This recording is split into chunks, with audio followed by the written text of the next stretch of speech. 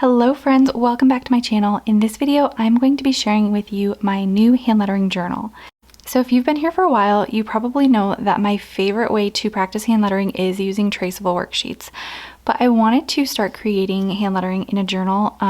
This isn't super different than how I practice hand lettering already, except for that I wanted to keep it all in its same space so that I can flip through it and look back upon different styles of hand lettering and different things that I've done. So I went ahead and purchased a hand lettering journal to use, and I wanted to take you along on the process through creating some of these pages to give you some ideas for things that you might be able to do in your hand lettering journal as well. I've seen people create different types of art journals or lettering journals or watercolor journals, and I thought that's a great way to practice, and so I hope that you will join me in doing this as well. I did personally decide to use a watercolor journal because I do love to do watercolor lettering. I also like to create hand lettering with a dip pen, but I thought that this would be great for that as well because sometimes I do use watercolor paper. The thing that this will not be great for is very delicate brush pens, but that's okay because, like I said, I really love watercolor lettering and I can use my monoline pens in here and a dip pen, so that seemed like a good compromise. I did also purchase this one because I wasn't sure which one I was going to use, and this is a beautiful watercolor notebook, and I wanted to show it to you even though this isn't the one that I'm going to be using for this process. But this journal is so beautiful as well. It's a dot grid journal and I haven't used it yet. I will definitely share when I do. The pages feel pretty textured, but like I said, I haven't tried it, so I won't give any opinions on it. It is so beautiful, and the only reason that I did not use this one, well, there's two reasons. One reason is because it's 160 pages, and I wanted something that we could get through a little bit more quickly, and I thought it was going to take quite a while for me to get through this if I was trying to film these as well. And the other one that I chose was only 30 pages. The other reason that I did not use this one is because it doesn't lay flat, so I didn't think it was going to be as easy to film or show you what I was doing, so I thought that the spiral bound one would be nice for that. But I will definitely use this and give you guys an update because it's so beautiful. I'll link this below. I believe I purchased it on Amazon, and this is the cover, which I just can't get rid of because it's so pretty. This actually would make a really beautiful nature journal, so maybe I'll have to use it for that. I don't do anything fancy in my nature journal, but this would be a really fun one to use for that, so we'll see. All right, so like I said, this is the one that I'm going to be using, and I already used Canson watercolor paper for watercoloring. I have bought some other types as well, but this is the one that I like specifically for watercolor hand lettering. It's not too textured, and that helps when I'm trying to use like a smaller brush for like more detailed hand lettering, so this is kind of my go-to. I'm also going to be using my favorite brush for hand lettering with watercolor, which is the Pentel Aquash water brush. I've tried a lot of different water brushes, and this one is still my favorite when it comes to brush lettering using watercolor.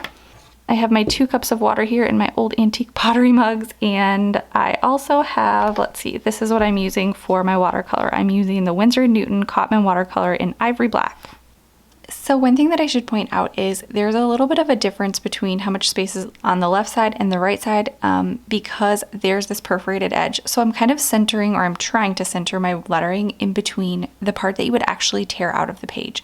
So it probably looks like I'm really off-centered where there's like way more to the left than the right. But my goal is to kind of center it in between the actual page. So that is why it looks like that. So for this page, I'm just using the Pentel Aquash water brush to do this hand lettering. I will say that this water brush is clogged, so I can't actually squeeze the water down through the bristles, and that is making it a little bit hard to use. I like to control the water in my water brush that way versus dipping it into the water.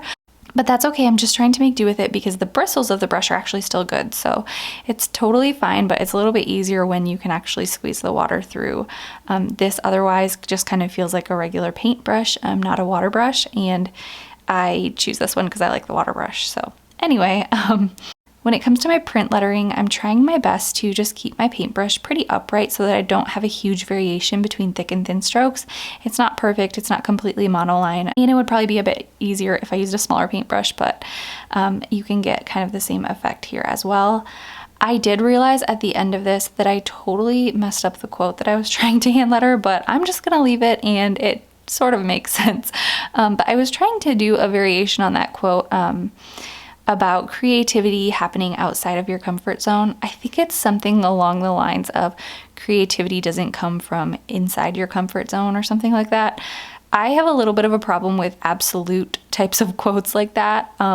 Maybe sometimes you are creative even inside your comfort zone, and that's okay too. So I was trying to say creativity happens outside of your comfort zone.